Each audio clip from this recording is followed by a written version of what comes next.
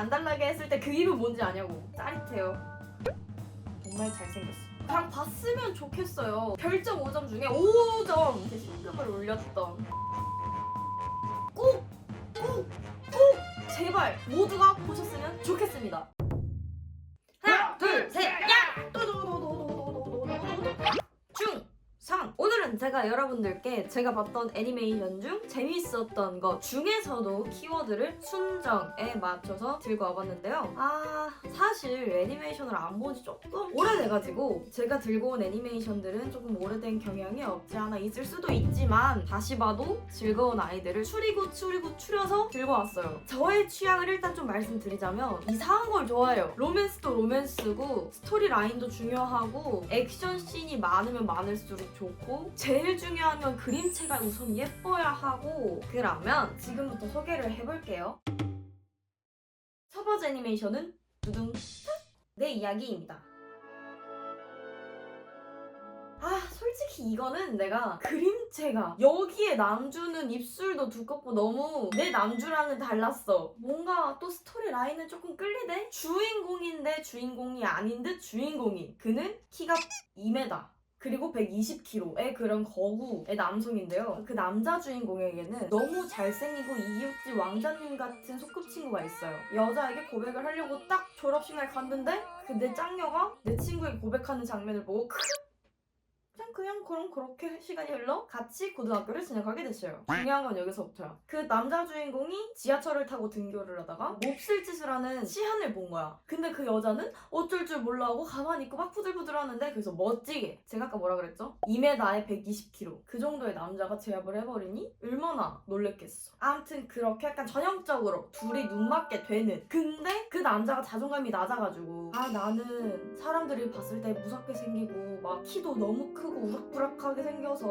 오히려 오해를 하고 이웃집 나랑 왕자님처럼 생겼다는 그 친구랑 이어지게 해주는 뭔가 이상하고 오묘하고 복잡한 삼각관계가 형성되는 그런 클리셰 애니메이션입니다. 청춘물을 보고 싶긴 한데 라이트한 걸 보고 싶다 하면은 이 애니메이션 내 이야기 추천드립니다. 저한테는 별점이 3.5? 별을 깎아먹은 가장 큰 문제는 일단 남자의 얼굴이 내 취향이 아니다 라는 거에서 별이 좀 많이 깎였고요. 그냥 스토리 라인 자체가 무난하다 싶어서 그냥 가벼우니까. 다음! 진짜 오랜만이다. 순정 만화 하면 이거였지. 늑대 소녀와 흑왕자.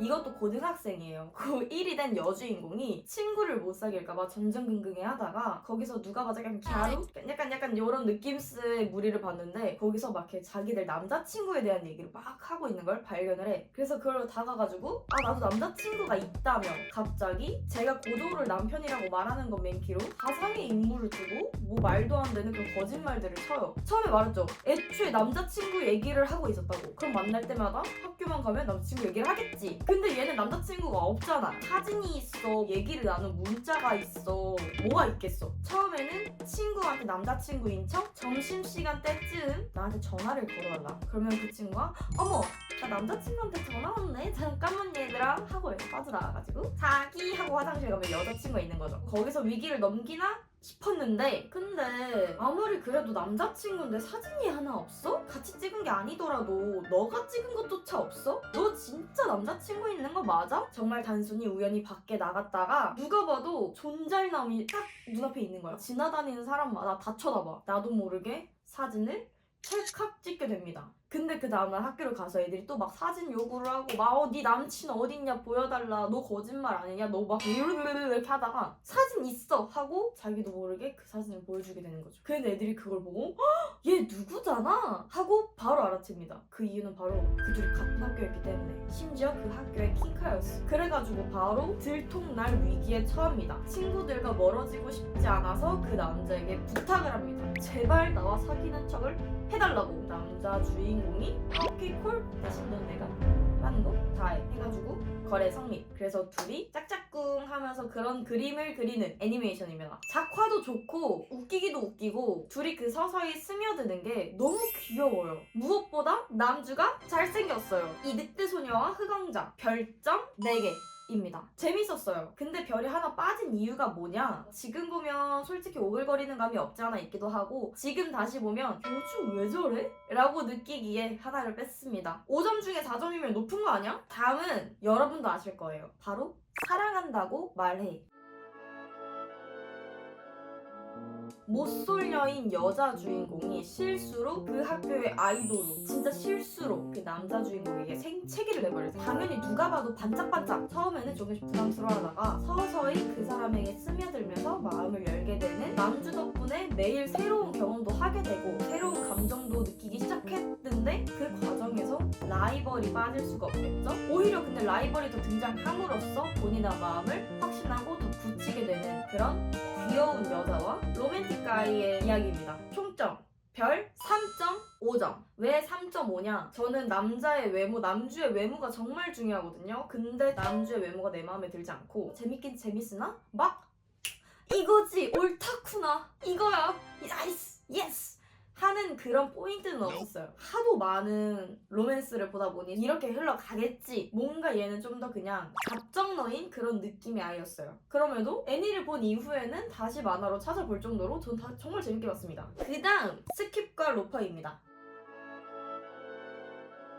이 내용을 생각하고 평점을 생각해보니 나는 그냥 애초에 힐링물을 안 좋아하는 거예요. 힐링이라는 것 자체에서 평점이 확 깎이네. 해. 명석한 두뇌를 갖고 있는 여주, 크나큰 꿈을 갖고 명문고에 수석으로 입학을 했어요. 나도 도쿄로 가가지고 내 꿈을 이뤄야지. 엉뚱한 면이 있는데 그 엉뚱함이 똑똑한 두뇌와 엉뚱함이 반반이야. 여주 특유의 그 밝은 모습과 솔직한 성격으로 인해서 그 주변 사람들이 점점 더 같이 성장해 나가는 그런 힐링, 청춘, 로맨스입니다. 근데 이게 로맨스의 비중은 사실 거의 없고 그림체도 이 여주인공만 그림체가 따로 놀고 난 그래도 보면서 가슴이 따뜻해지는 그런 애니메이션이 좋아? 하시는 분들께 추천드려요. 그리고 근데 생각보다 이 남자 주인공이 사이다거든요? 그건 좀 통쾌했어요. 저 나이 때 순수하게 사람을 만난다면 저런 느낌일까? 하는 게 바로 이 작품입니다. 이 작품의 평점은 3개. 아까 말했다시피 난 힐링물을 별로 그렇게 선호하지 않나 봐. 다른 힐링물은 지루해. 힐링 필요 없어. 이러고 안 보는데 그래도 재밌게 잘 봤어요. 귀여워서. 다음 빙과입니다.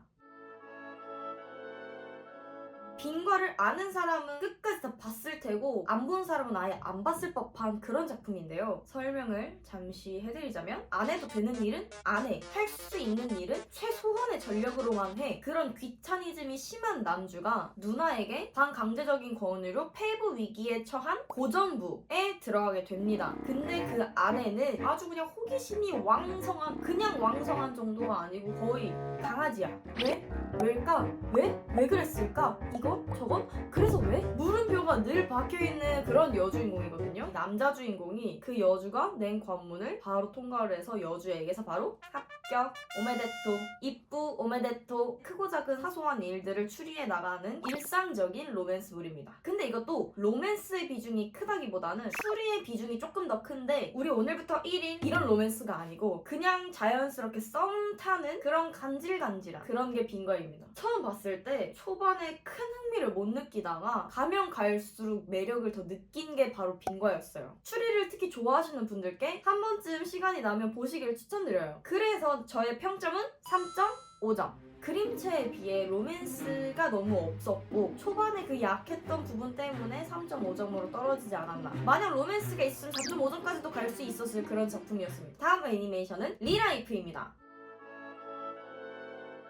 그 줄거리를 저는 읽어보고 들어가거든요. 이게 뭔 신박한 애니메이션인가 했더니 재밌게 잘 봤거든요. 간단하게 말씀드려보자면 27살 주인공이 삼수를 하고 대학까지 갔다가 대학원까지 졸업을 했어요. 근데 힘들게 취업한 마당에 3개월 만에 그만둬버려요. 그때 시대 바탕은 뭐 어떨지 모르겠지만 애니메이션이어서 그럴 수도 있고 27살이라는 이유로 많은 곳에서 퇴짜를 맞습니다. 결국 귀향을 할까 고민을 하던 중 리라이프 연구원에서 나온 사람 사람이 딱 그의 앞에 섭니다. 알약을 내밀며 임상실험을 하겠습니다. 근데 그 임상실험이 무엇이냐? 1년간 고등학생으로 돌아가서 학교 생활을 하면 된대요. 그때까지 먹고 자고 생활할 돈을 전부 지원해주겠대. 대신 이 기간이 끝난 후에는 너의 주변 사람들 기여해서 너가 사라질 거다. 여러분이라면 어떻게 하시겠어요? 그는 수락을 했죠. 27살의 정신으로 학교 생활을 하며 피어오르는 그런 로맨스들 앞에 오히려 루즈했다면 뒤에서 그 학교 생활을 하는 부분이 전 굉장히 신박했다고 느끼기에 재밌게 잘 봤어요. 무엇보다 그림체 자체도 너무 예뻤고 몇 번을 다시 봤었던 애니메이션이에요. 이거는 별점 5개 중에 4개. 그리고 다음으로 추천해줄 것은 전에도 등장했지만 새벽의 연화입니다. 여기 나오는 남자 주인공들이 아주 잘생겼어요. 나 이게 되게 얼굴만 밝히는 애 같네? 일단은 새벽의 연화잖아요. 연화가 공주야. 공주인 연화는 궁 밖에 있는 생활을 아예 모른 채 지내왔어요. 그리고 그 공주에게는 2명의 소꿉친구가 있습니다. 한 명의 소꿉친구이자 짝사랑의 대상이었던 이 남자가 공주의 아버지를 죽여버려요. 근데 그거를 목격을 해버린 거야. 그래서 또 다른 한 명의 소꿉친구와 같이 도망을 쳐서 백룡, 청룡, 농룡, 황룡의 이제 후손을 찾는 내용입니다. 근데 후손들이 정말 잘생겼어. 약간 이렇게만 보면은 뭔가 스토리 라인이 별로 없는데 싶은데 여긴 오히려 액션씬이 더 추가돼서 전 이 새벽의 연화를 정말 재밌게 봤거든요. 5점 중에 4.5점. 그리고 다음 빨강머리 백설공주. 저번에 그 PPT에도 나왔죠? 이분 말 그대로 제목에 그 빨간 머리를 가진 한 소녀가 있었어요. 그 소녀가 그지 같은 왕자 눈에 띄어가지고 나는 저 빨간 머리가 너무 탐나, 널 꼭 갖고 말겠어, 저 미치광이를 피해야겠다, 야반도주를 하기 위해서 이것저것 싸매고 거절의 증표로 머리를 계속 촥 잘라버립니다. 붉은 머리를 테이블 위에 놓고 그대로 도망을 쳐요. 이웃 나라로 가는데 가는 와중에 이제 숲에서 새로운 일행들과 만나게 됩니다. 그지 같은 왕자가 자기 연맥인 거 열받았는지 끝까지 쫓아오더라고. 결국은 구해주는 와중에 이 일당 중 남자 주인공이 이웃집 나라 왕자님이다 라는 게 여기서 밝혀집니다. 그래서 같이 이웃 나라로 가가지고 거기서 궁중 약사로 활동을 할 수 있게끔 약간의 도움을 주면서 거기서 이제 약간 오히려 남자 쪽에서 안달이 난 거지.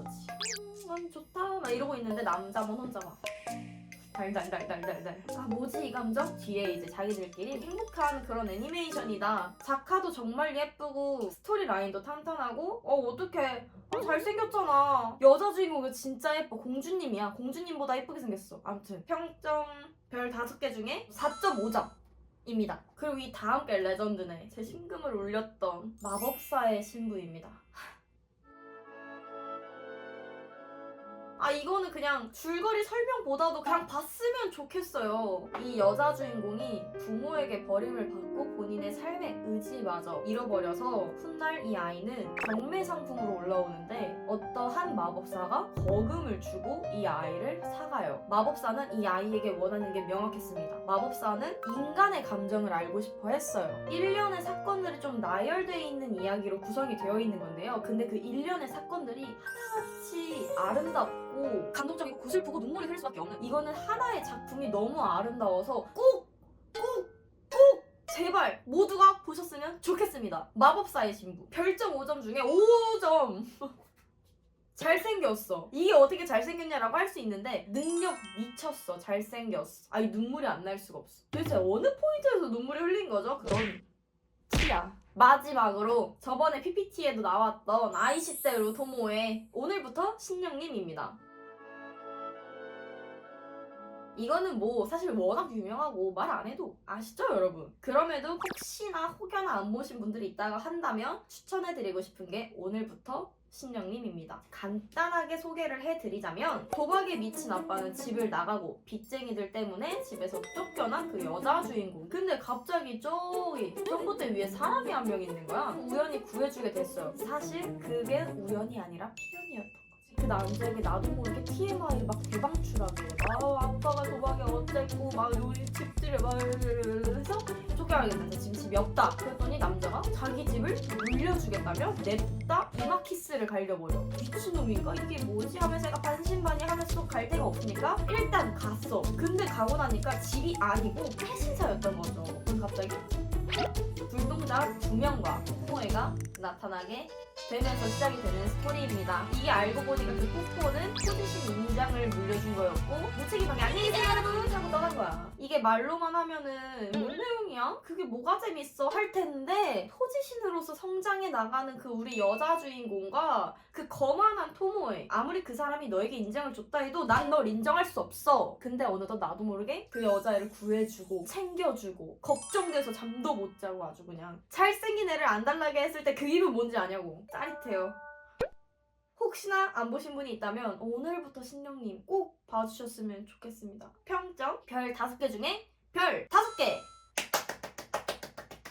이것으로 제가 재밌게 봤었던 애니메이션들을 추천해드렸습니다. 이 중에서 몇 개나 마음에 드실지 모르겠지만 한 번씩 그냥 찍먹이라도 해본다 생각하시고 1화라도 한 번씩 보시고 제가 느낀 것처럼 여러분도 즐겁게 보셨으면 좋겠어요. 일부러 막 유명한 거는 안 들고 왔어요. 근데 그 유명한 거 뭘 말하는지 모르겠는데? 라고 말하면은 제가 댓글에다가 몇 가지 정도 이런 것들이요 여러분도 알죠? 해가지고 남겨드리겠습니다. 다음에는 또 다른 키워드로 애니메이션 추천을 들고 오겠습니다. 그럼 우리 다음 영상에서 만나요.